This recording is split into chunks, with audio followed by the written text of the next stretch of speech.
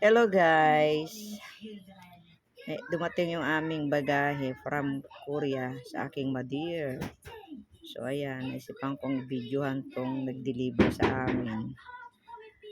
At ako'y nainip. Binidyohan ko sila. Ayan. Pero naawa ako kasi hirap na hirap kunin yung bagahe kasi yung nagkamada ang galing. Doon sa gitna nilagay.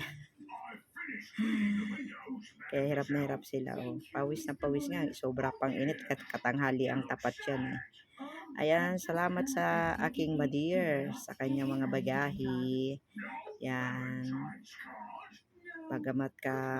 Bagamat sari-sari. Pero salamat. Yan.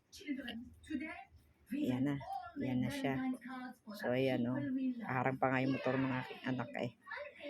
Yan. May salamat nakuha din. Malit lang naman siyang kahon. Yan naakyat ng aking bunso. Ayan. Ay, nakahambalang pa doon pa yung motor ng isa. So, ilang step din tong hagdanan namin is 10. Ay, nako. Ayan. Salamat sa mga nag-deliver. Ayan. Disturbo pa. Meron pang nag-chat. Yan, salamat sa nag-deliver. Napawis na kay Jagjagoy. At ang unang, ayan, no? Ang unang nagkalkal, ang ating bonso. Oo, sa atin yan, nak. Ating, ano, yan, thank you sa aming lola. Lola, Pangkuya. Yan, nagkalkalan na po sila. Thank you and God bless.